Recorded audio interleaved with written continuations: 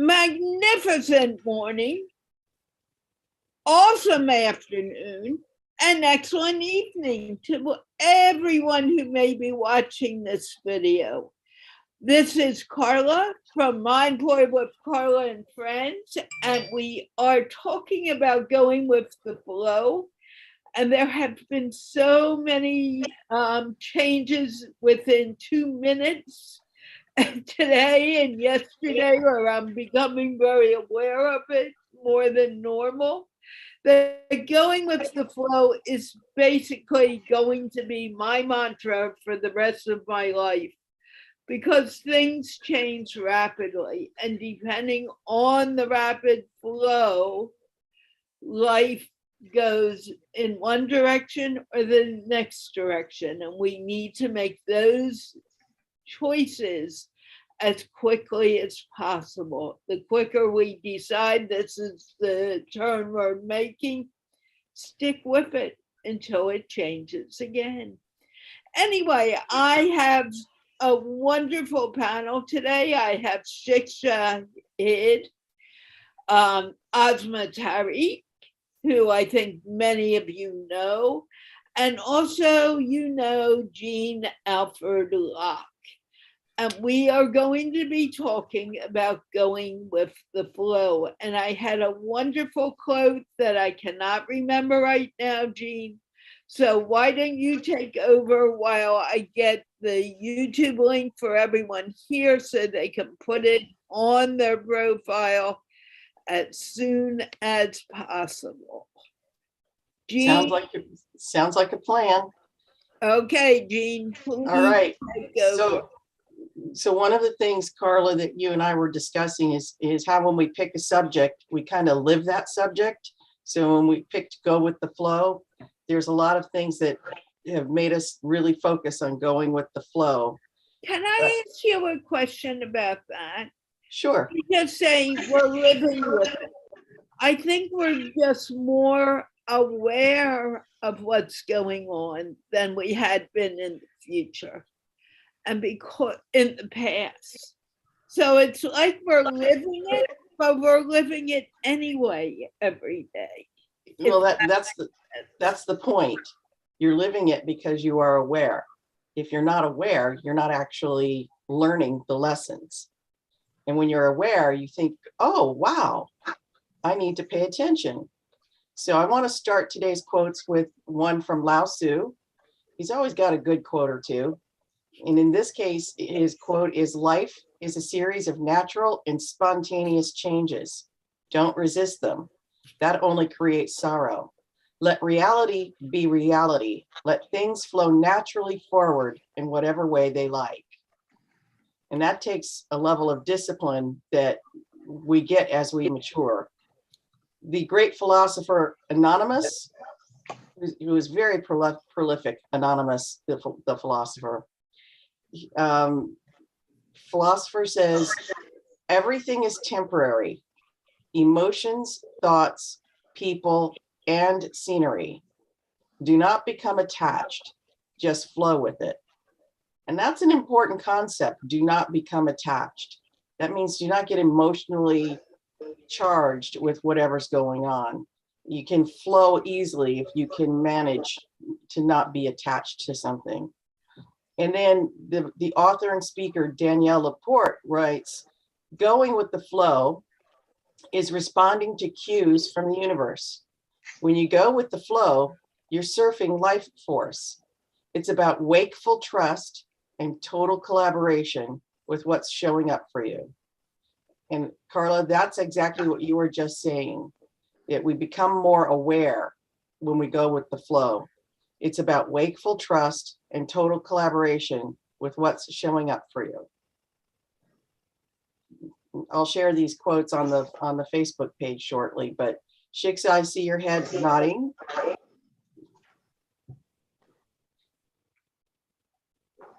You want me to respond? Please.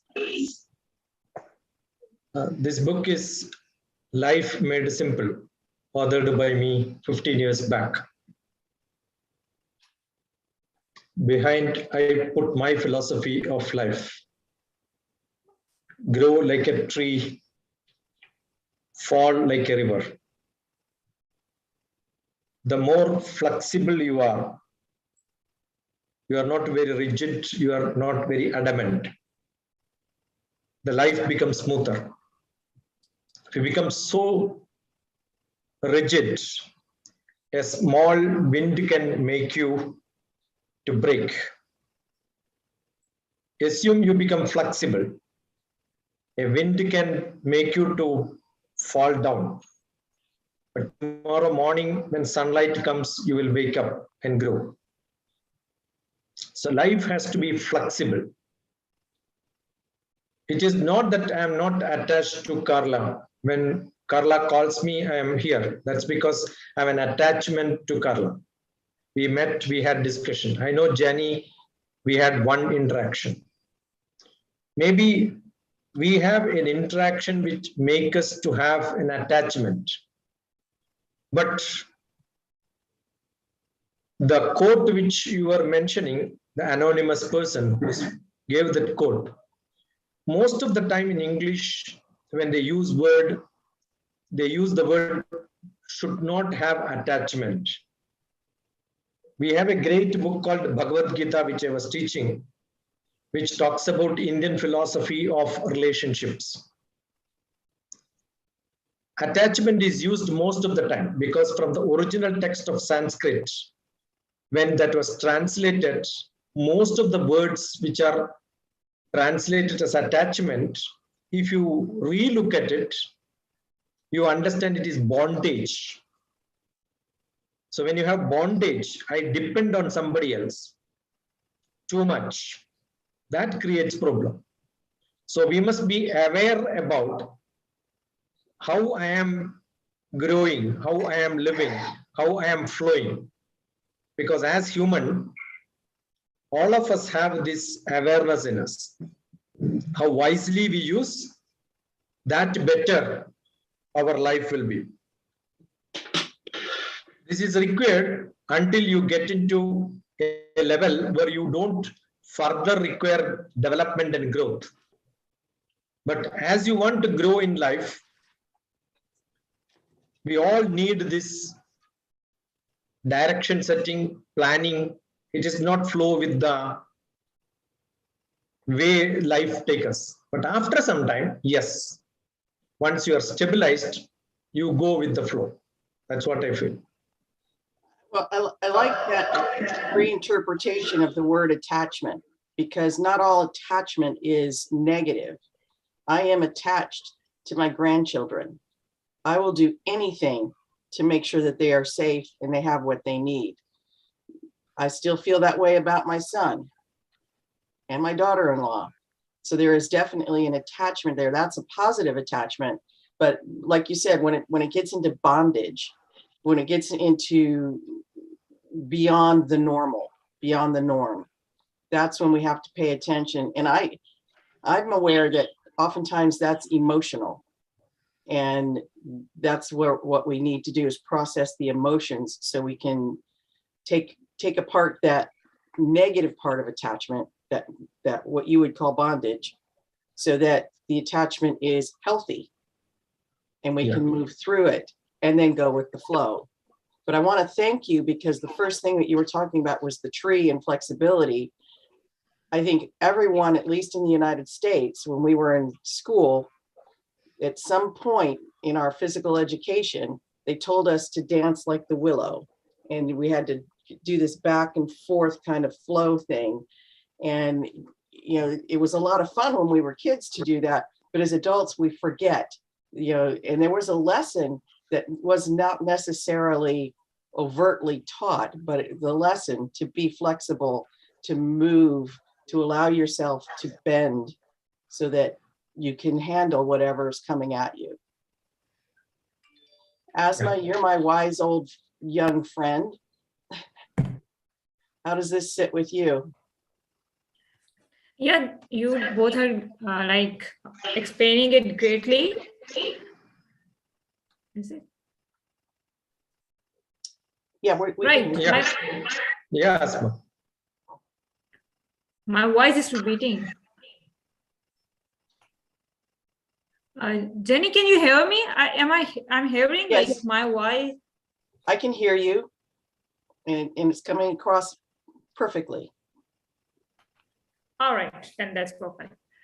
Yeah, I was just like you both have explained it very well. And honestly, these days I'm really working on this subject. So when Carla invited me for the show, and I was, oh, that's the thing that is actually right now very much connected with me, and I need to talk with you. Yes, I feel that, and observe that there are two perspectives about go with the flow. Some people take it as a negative. Not, we can't say it's negative, because somehow we say it's human and superior. At some time we call it a spirit creation. So when we call it spirit creation, we always want it at the top. So when we want the human at top, at that point we don't like we don't want something like go with the flow, and don't want anything to stop us. We are like, how someone can stop us, because we are the super creation, we are super. So honestly, that happens with me even when someone asked me, like I was like, I put efforts, and after that, when I put efforts, how can my results be altered? How they can't be the like I want them, because I put efforts. What's going on between? Because I am super creation. So somehow in your mind that happens, like how I can stop efforts, how I can just go with the flow, like how I can be just move with the things that are just going on. This means I have to stop my efforts and I am useless, I'm nothing. How I can be like this? This thought comes in your mind. But on the other side, if you think go with the flow doesn't mean that you need to be stop your efforts. This is the thing that actually you have to make the efforts, but on the right direction. You have to make the efforts, but on the right direction. This is the important thing. Sometimes we make efforts, sometimes we do a lots of things, but we have to decide either they are on the right side, either they are on the right path where we want our results. So either they are going on that path. If they are going on that path and still you are not getting the results that you want, then yes, you can be slowed down. At that point, you don't need to be harsh with yourself. You don't need to be like I want everything right now, and now you can't be. You can slow down after you put all of your efforts. But the important thing is that you can't stop your efforts. You can't give up. That's not the thing. Even go with the flow doesn't mean you have to you have to put your efforts, you have to do them. But yes, sometimes you can be slowed down, sometimes you can take breaks, and you can move with stuff. Like when you are getting nothing, and when you are thinking like it's not coming the way I want that, yes, at that time you can just be slow. And the important thing is sometimes we really need to redirect. Sometimes we really need to think either we really are on the right path, is really the things that we want. So it's actually, I think it's the time when you can redirect the things, when you can think again, and you can arrange this stuff for yourself. So it's a very good thing. Yeah, please. Yeah, I think that you've hit a good point to identify that not when you're going with the flow, it doesn't mean going with everything that's happening. You get connected in with spirit, or with the flow, or whatever it's called in your philosophy. But it reminds me, here's where your wisdom comes in. You say, you've lived so much in your young life, that when you're talking about this, what came to me was an old saying about life is 10% talent and 90% effort. So we still have to do the work. But when you're going with the flow, you're open to changing, to making adjustments, to saying, this isn't working, let's try this. So each time we take a step forward, we get to measure the effectiveness on, is it getting me where I need to go? And if it's not, you get to make a change. That's part of the flow. When something is happening and we get really flustered, we're thinking, oh my gosh, what am I going to do? This is a crisis. Everything's falling apart. The world is ending for me today, because that's how we react. Go on. I always know I hit a good spot when I get Carla laughing. But when we get into that kind of mindset, that's a great time to take a deep breath and say, okay, I have a choice. Do I want to respond or react? Responding is going with the flow, being thoughtful, deliberative, figuring out what's the next step. Reacting is getting a little bit chaotic and emotional and hanging on and being attached to whatever that moment is triggering. And triggering for me is an important word, because sometimes we react to things and we're not even aware of what it is. Like when I was growing up, there was a girl that I went to school with, and she was very much what we call a mean girl. She was a bully. What I remember is she had very, very blonde hair and very, very thick black eyeliner. So when I'm in a room and I meet somebody who's blonde with thick black eyeliner, I'm actually triggered.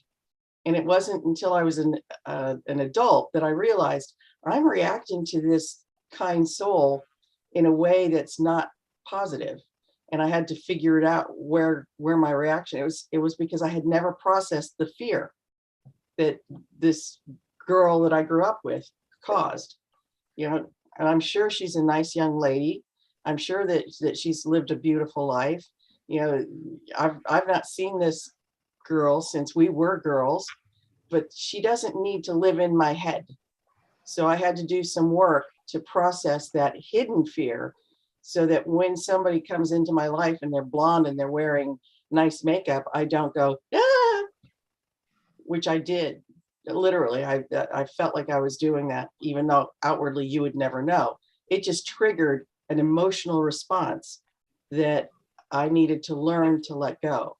And that's part of going with the flow. Figuring out what are those things that trigger us, grow through it, so that we can respond in a more mature, methodical, well thought out manner. Exactly. Carla, I see your finger going up.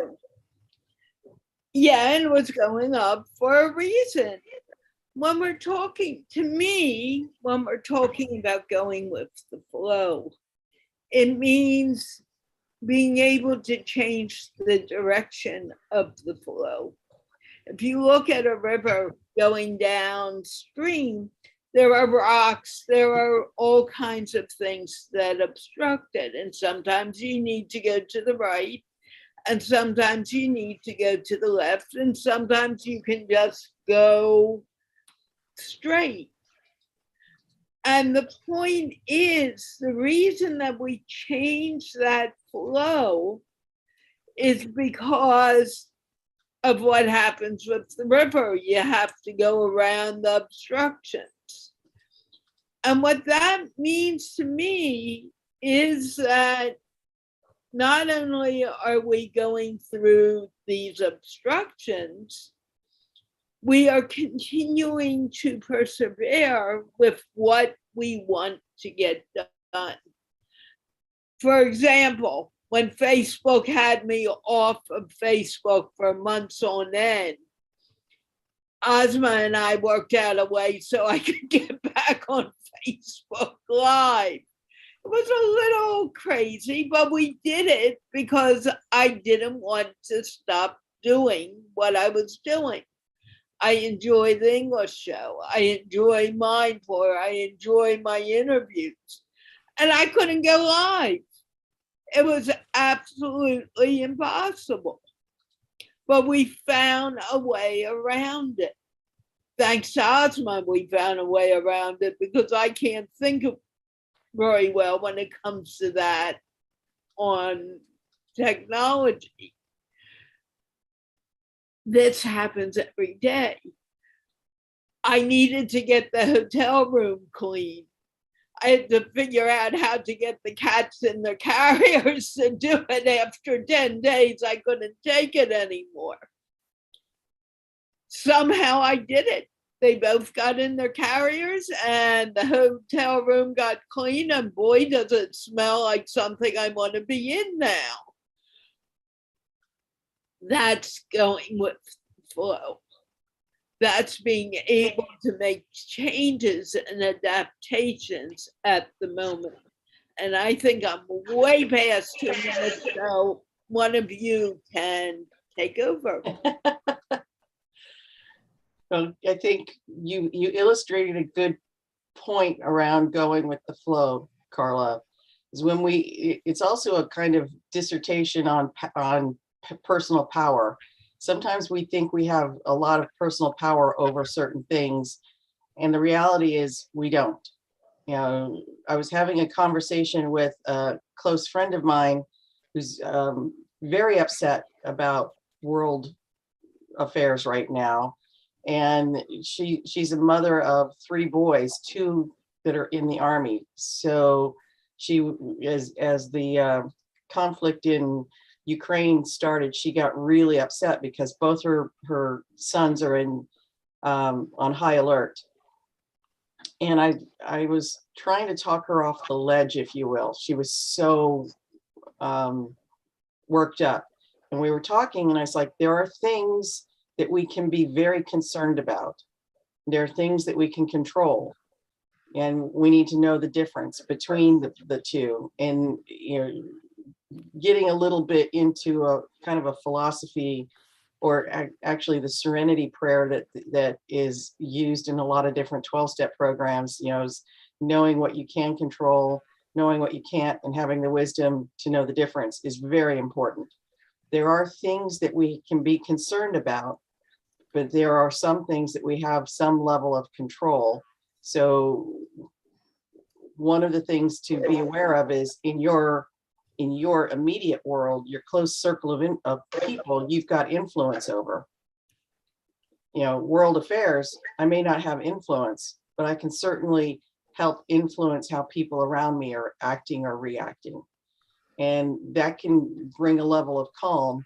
And as we've talked about in other MindPlore episodes, Carla, you know, when we make a change and those around us make a change, and then those around them make a change, we can see the ripple effects happen. And that's a very powerful reason to be aware of the flow and to be able to go with the flow, because I may not change immediately internally, but I might be able to affect somebody else that's in my circle of influence.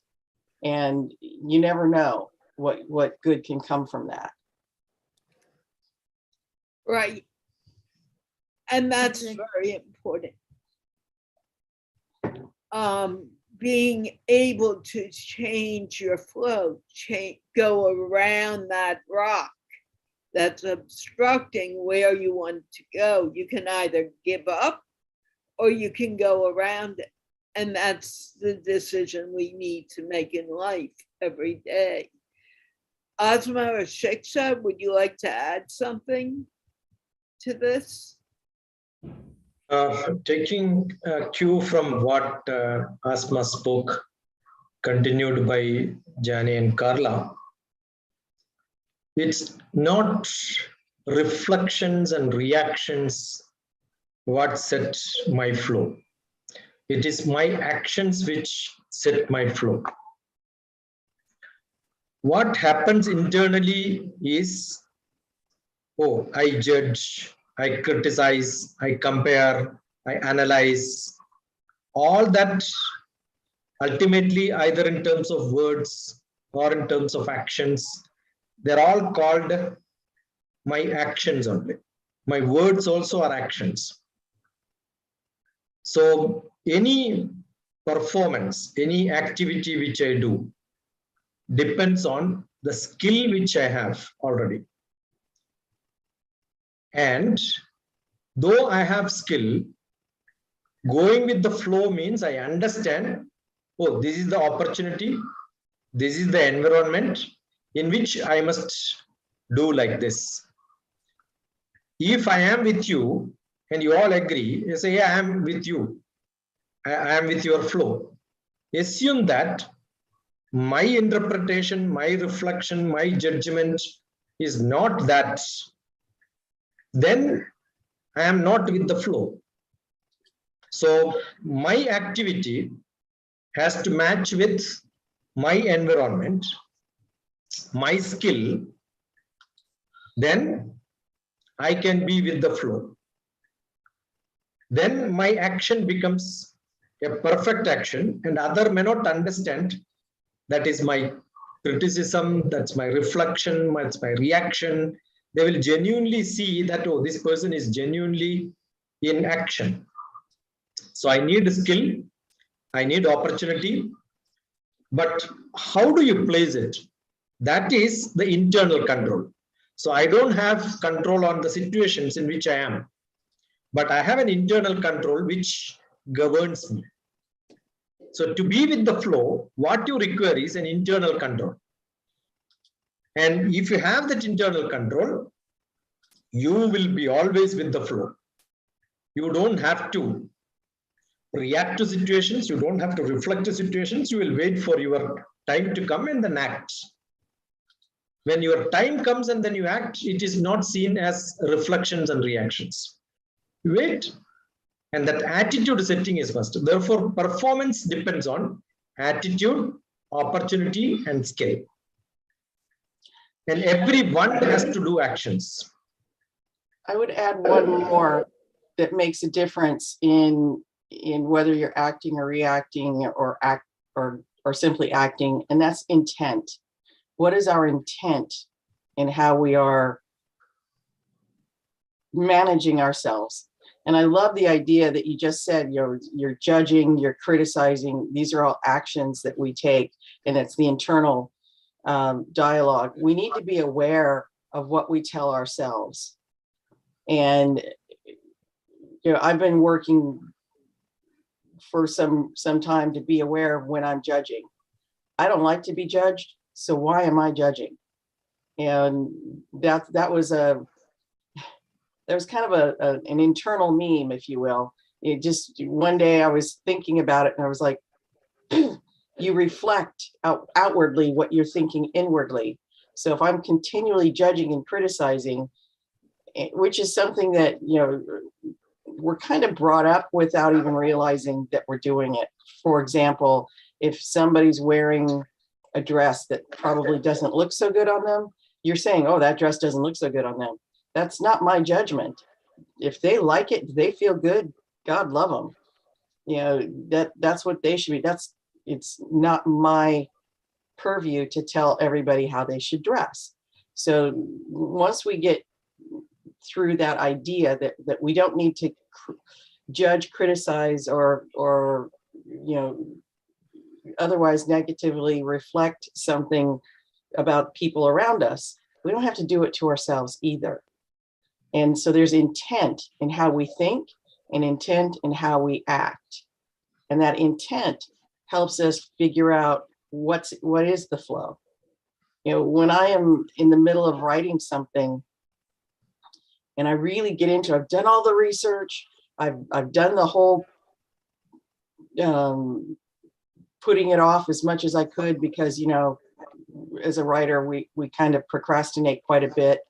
You've done all of that and you walk in, you sit down at the computer, you put 3 words on the screen so you don't have the dreaded white screen worry, and you start to write and time goes away and you keep writing. That's the flow. It also happens when I'm doing something artistic, when I'm engaging the right side of my brain and really getting into the creative. Time flies away. It doesn't matter if it's going to take 1 hour or 4 hours, because that's actually where, for me, the flow is the kind of time where you just keep moving and it's sustaining you because you're in the flow. But we hold ourselves up because of the way we think. That level of procrastination that I go through whenever I sit down to write something, that once I figure out the key to move that aside, they'll save myself a lot of time and I'll do a lot more writing. But for some reason, that's part of my process. and I beat myself up. And it's not until I go, stop beating yourself up. You know how to do this. Just sit down and write. So that's a change in intent. Yes, Yeah, Asma? I want to add. Yes. Thank you so much for really adding. Actually, these are the two things. The first thing that that Shay added, and then Jenny, you added, and I think that when we combine, when we combine them, and then we get actually a guidance. Like I really like. I think we are human creatures, and we human creatures are like that. In this world, we are depend on somehow on the others. Like it can't be happen. Like I go somewhere and I said, I only I can control all this stuff. That's not possible. So, I am dependent on my family. Somehow I'm dependent on the other people for all the reasons. And this is how this world is going on. This is how this whole world. And just because of that, because we have some expectations from the other people, and also they have some expectations from us, we are somehow interconnected with each other. And just because of that connection, we sometimes like things are not happen as we want them. True. Okay. Yeah, so things I think that's the first thing. And just because, and then the other thing that was like, I was really being a biology student, we really study the natural laws, and one of these best law yet we have, that's the adaptation law by the Darwin. And the summary of that law is that only the one who adopt themselves best, like only the best adopters will survive the struggle of life, and they are gonna win. So human, as Jenny said, intent, with the intent, human have the ability to adapt the situations. And when human intent, because the other, if you find out the difference between the other animals and the human, the one thing you find out that the other animals only have intent. They have an innate behavior. Like they have of complete instruction that how to how to live their life, so they follow that pattern. But in case of human, we don't have a complete guidance book. We have a lot of we have a lot of religious books, spiritual thing. Yes, they are for the guidance, but they are not but they are not like reflecting your whole life. Somehow there you get the things where you have to follow, where you have to find this stuff by your own self, where you have to use your brain, where you have to struggle for the life, where you have to find this stuff by your own self. And that is the thing that you don't see in the other animals, that you see only in the humans. And that is adaptive behavior of humans. So in human, adaptation and innate both are very important. The more a human have to be adapt themselves with the environment. And okay. Yeah, so then at the end we can say only the best adapter will survive the struggle of life. So it's very important for us to be flexible and to look at this stuff and to believe on the institution also. Like what I think somehow if you connect with yourself, the first thing is that we don't listen ourselves.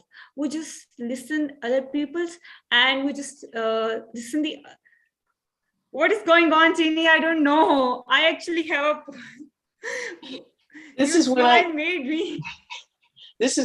listening to you and you say something very wise, I always smile really big.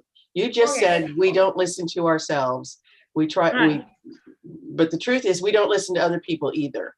You know, Stephen Covey famously said, we don't listen to hear, we listen to plan our next, basically said we listen to plan our next talk, how we're going to respond. So we don't listen to hear, we listen to respond. And we do that to ourselves too. We don't listen to our inner wise voice. We listen to the critical voice, which tends to be I believe it tends to be driven by the animal part of our brain, the instinctual part of our brain. That's why, we worry about what other people might think of us versus what do we really think of ourselves. It's Yeah. not my responsibility that everybody thinks that I'm great and wise and wonderful. Okay, I would love that, but there's no way I can control that. So I need to let go of that worry and just be who I am. And that's not an easy concept. And yet here you are in your early 20s saying exactly that when you say we don't listen to ourselves. And actually, when you come to the English show, that's the one thing I constantly say. People are ready to talk, and they talk and talk and talk, but they're not listening.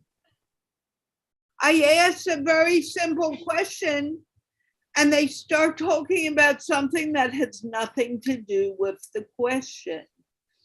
And they wonder, what is she saying? And the point is, we do not listen to each other. And that's a whole other topic that we can go into at another time.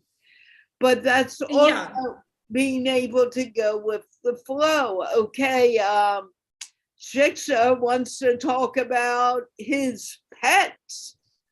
And I'm talking about, does he have a family? And all of a sudden he's talking about chickens and pigs and whatever.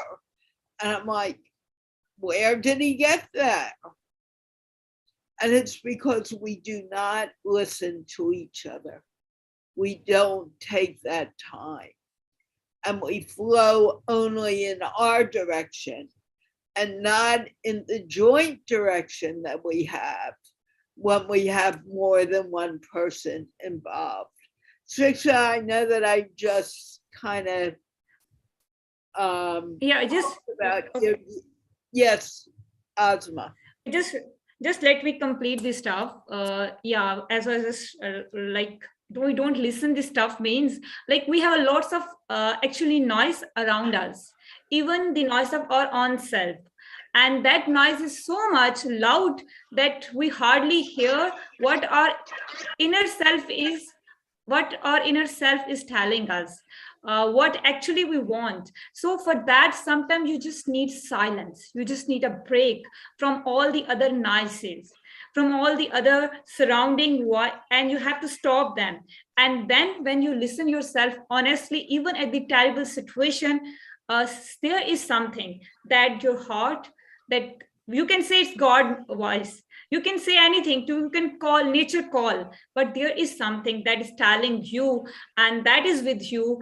And then you listen when you give time to yourself and you get some silence. So it's very important sometimes to listen what God wants to say to you and what your inner self wants. For that, you need sometimes little break. You need silence from the surrounding noise, all that stuff.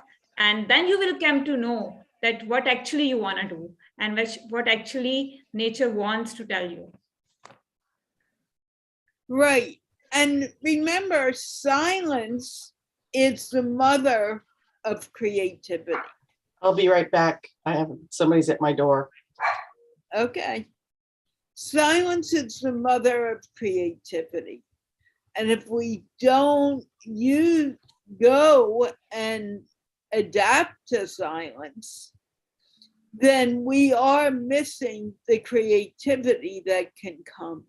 Shiksha, you've been very quiet. Do you want to say something? Carla is talking about silence and asking me to speak. Yeah, I am from a Himalayan tradition meditation. My master Ram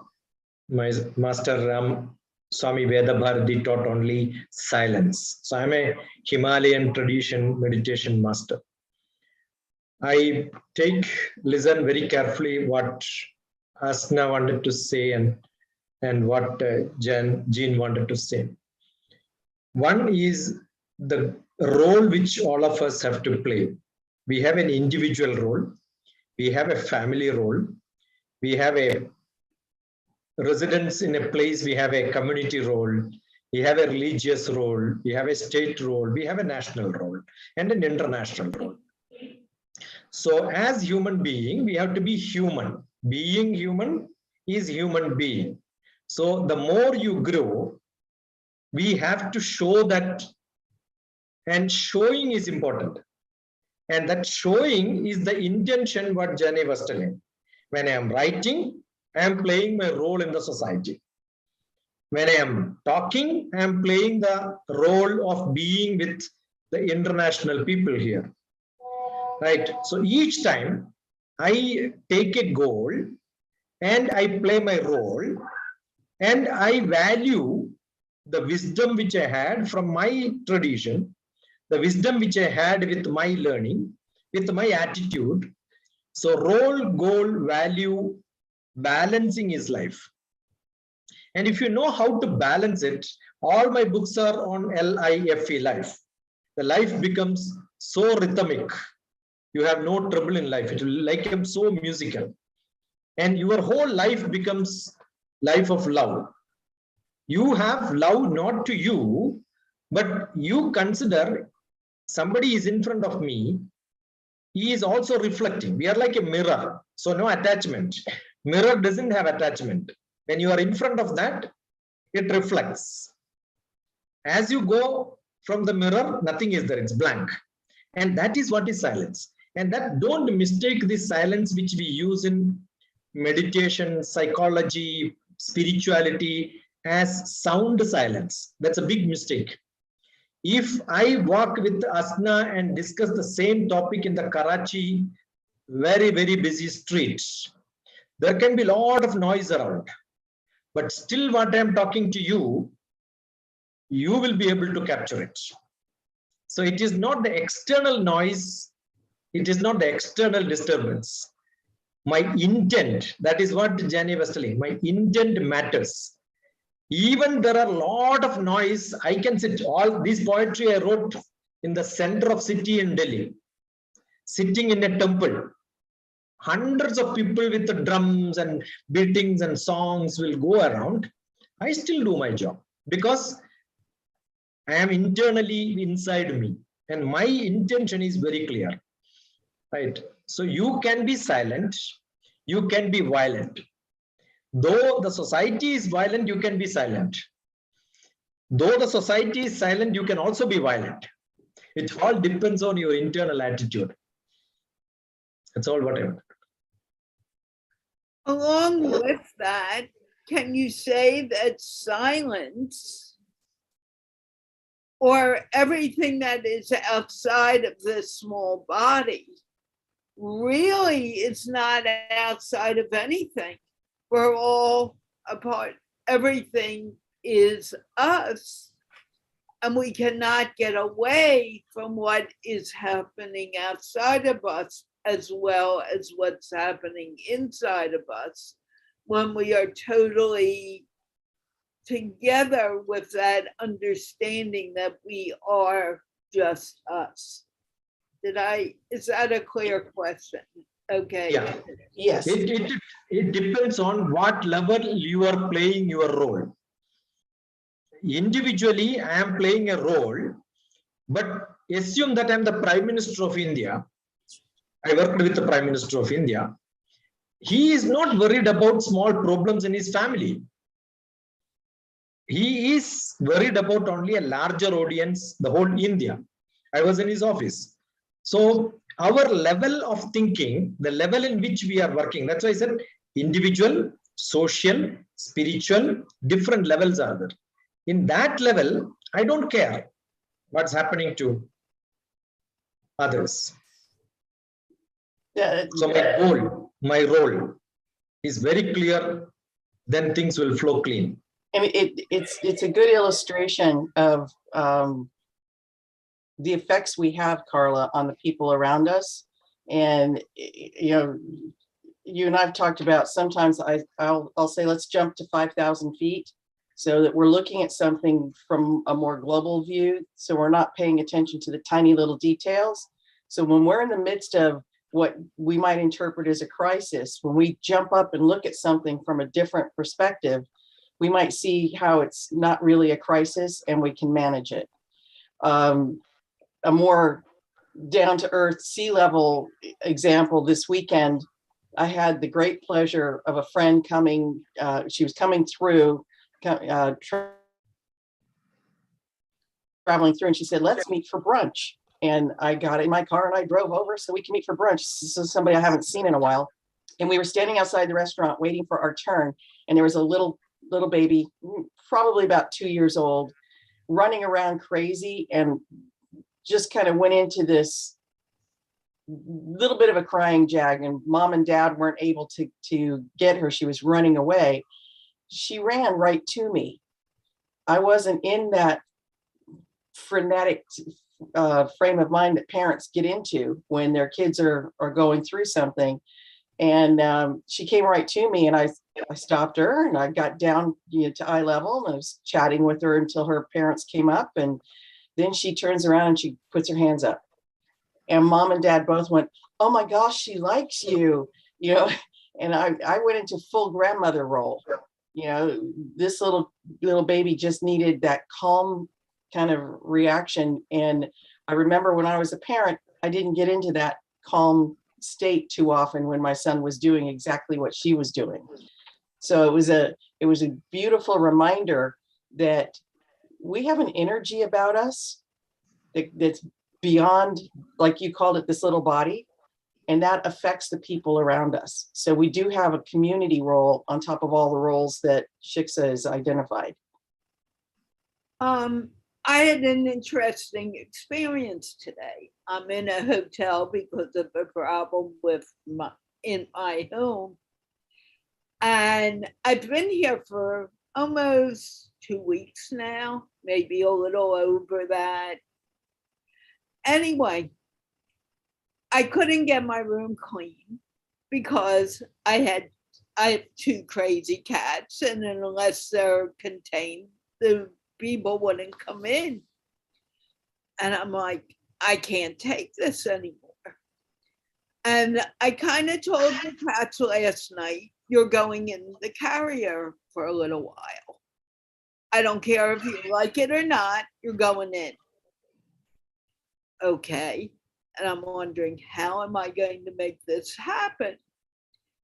And I woke up and I saw, Ananda, the most difficult one, the little girl, I just picked up. I put the carrier closed, picked her up, and put her in the carrier. It was simple. I couldn't believe it. The little boy got a little nervous because he saw that I did that to the little girl, and he didn't want that.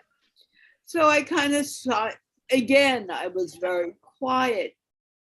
And he came over to me and I said, "Oh, thank you, Krishna. Are you ready now?" Picked him up, put him in the other carrier. Now I have to admit, he was doing somersaults in the carrier, and it was quite funny for a little while. But I got the animals calm and where I needed them to be, and the room got cleaned. And boy, I'm very grateful. The point is, it was being quiet and not running around after them. When I was moving in, I had 2 friends helping me get the cats together, and they were running around with boxes and, "Come on, cat, get," and they went, the cats were absolutely crazy. But when we were quiet and no one was talking, it happened easily because there was a connection there. If that makes sense to you, I don't know, but that's what happened. Yeah, well, they were reacting to your level of calmness. It's a funny thing when we're looking at beings that are really in touch with their natural instincts. Babies, kitties, dogs, they pick up on when we're stressed. They pick up on when we're upset. And that I learned early when I was raising my son 30 some odd years ago to keep a smile on my face, even if I was really frustrated, and I could say things like, "You're being a little brat today because all you're doing is crying." But I kept a smile on my face and I kept a lilt in my voice so I could say what I was feeling, but exude something completely different. That goes with intent, because I needed to make sure he would calm down. And I do that with my grandkids now. They start to throw a temper tantrum and I smile and I go, it always makes me, happy when I see that you're expressing yourself, something to keep me calm, and then they calm down. Right. And the calmer we are, the easier it is for the outer world to be calm. I mean, Krishna was so surprised that I put the food out, the little girl came to eat. He was like, I ain't eating. But right before the show, he began to eat and act normally. Asma? Yeah, I'm just listening, all of you, really. And as Sheikh was talking about role, importance of role and being calm, because that's actually an inner effort. And the first thing that I want to add is that your role. It's actually you who decide what role you want to play in the society, what you want to play with this life. Like as he was giving the example of Prime Minister, simply Prime Minister is not, he can't worry about the small stuff because he has a lot of other stuff to worry about. Similarly, a mother has some different stuff to worry about. So it's very important in life to choose your role. And similarly, when you choose your role and you decide this stuff, the other stuff would come along, right? If I have some goal, if I want to achieve something, and my focus is there, then I can't worry about the stuff that are on this side and this side. And if I start worrying about this stuff, like what is going on this side and this side, then I can't look at my destination and I can't focus on where I really want to go. As Carla wants to do the show, wants to do MindPlore, she has a lots of stuff aside. But if she start focusing only on this stuff that is going aside, then she can't do this wonderful program. That's not possible. But it's very important to focus on your destination, to focus on your purpose.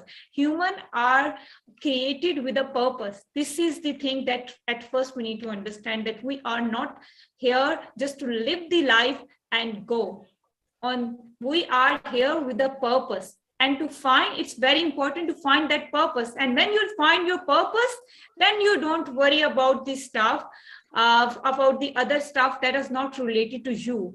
Because if you start worrying about this stuff that is not related to you, then you can't do the thing that you want to do. If Jeanne start worrying about the other stuff, what's going on, what other people are doing, then she can't write.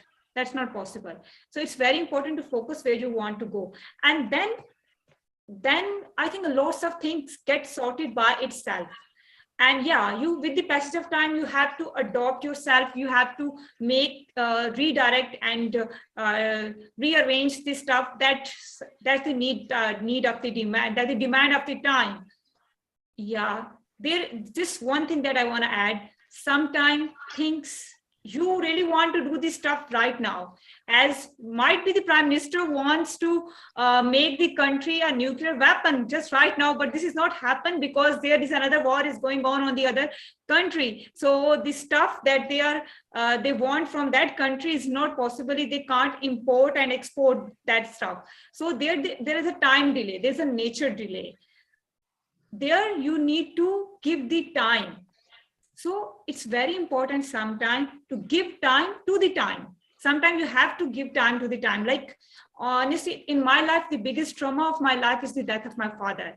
And it's been 7 years, but honestly, it's very difficult to come out of that situation. Still, we are somehow there. But the most important thing that sometimes I got panic and depression, just I get that panic attacks and at that time, when I give time to myself, I only get one thing. And the one thing is that I am not giving time to the time to make the things right. I just want this stuff to get right now. Now I want the things right now. When I say, Rao, I can't give you the time. I am waiting for so long. Then things actually messed up. Things get messed up more and more. Then you can't come out of the situation. So sometimes it's very important to give time to the time, but make your efforts. Do the best what you can and focus on the purpose. Just where you want to go. If that purpose is clear and you have chosen, then you don't need worry on. And the most important, the inner calm, the inner satisfaction doesn't come by instant. For that, you also have to work. For that, as the Sheikh, I think the calmness and the inner satisfaction Sheikh has gotten, that doesn't come in an instant. That doesn't come in a while. He had worked a lot. Similarly, all of us have to work a lot to get that satisfaction and to get that calmness. Yeah. You know, your wisdom is absolutely amazing, Asma. It always shocks me to realize your age and the wisdom you have. You're a very old soul. Having said that, unfortunately, we have come to another end of MindPlore. And what we're going to do, I want everyone to go around and give one takeaway from the show very, very quickly, including Asma. If I hold this up, please watch it. That includes you, Jeanne. So we're going to do it differently. Usually we would say ladies first, but I think Shiksha will be the easiest to stop. So Shiksha, what do you take away from this show today? The desire, intention, the plan what we have, if it becomes your passion, what Asma says she had worry, tension, all that will not be there. So focus comes when you have passion, and your focus may be different, but ultimately everybody's focus is learning, earning, and fame. Underneath these, we have happiness. So LIFE, life is live in full enjoyment. Life is learn in full enjoyment. Life is learning is an investment for future earning. So we have great intention in life that can be earning, that can be fame, that can be any activity which you want. Underneath all these, what we need is happiness. And that happiness comes with the passion. And passion you have, focus is clear, no worries, no tension at all. You are only focused on your intentions, your goal and value. Thank you. Asma, remember, short. Yeah. I have just two sentences. Work on yourself. Make the things clear. What you wanna do in this life. Make it clear and work on that. And then give time to yourself. Nothing happens at instant. Everything takes time. So even you have to give time to yourself and to the nature. And by giving time to yourself and nature, you're actually giving that rest that's needed in order to be more creative. Jeanne? I want to quote one of our MindPlore friends, Mirza Ali, when he said just recently that we're drowning in information but lacking in wisdom. I think listening to Shiksha and Asma, there's a lot of wisdom that we can share, and taking that quiet time to allow our own wisdom to come forth helps guide us to be in the flow and to make the best of going with the flow. True. And from me, I think it was a great reminder that we are here to, something weird is happening, but it's okay. It doesn't seem to be hurting anything right now. We need to be able to share with ourselves, with everyone, who we want to be. And how that gets back to the whole topic of going with the flow. If we are not believing in ourselves and our ability to do something, then we're stopping ourselves from living our purpose. And the only way we can live our purpose is by being in tune with what we are most capable of doing. I need to close the show now, but I want to tell you, we will be back next week with a new fresh topic. Actually, I have an idea. And we will continue with MindPlore and letting MindPlore explore our mind and grow our mind much deeper than it is now. Jeannie, what am I forgetting? It's a simple reminder to, if you're watching us on YouTube or on Facebook, to like, comment, and share. That helps us grow our audience so more people would be made aware of and participate in MindPlore. And also to support Carla's shows, the Speaking English show, as well as MindPlore. She has a Patreon page. It's patreon.com, Giggle Lady. You can go there and make a one-time donation or a recurring monthly donation. And Carla has a ongoing raffle for anyone who donates $5 or more per month. Their name goes into the hat once a month, and the winner gets a half-hour interview with Carla, a one-on-one experience that's second to none. And that's so nice of you to say. And with that, we are going to wave goodbye, and we will see you on Tuesday. Next week. Let's wave goodbye, everyone. Thank you for watching, and thank you for being at the show, Jeanne, Asma. Thank you all. Thank you all. Bye.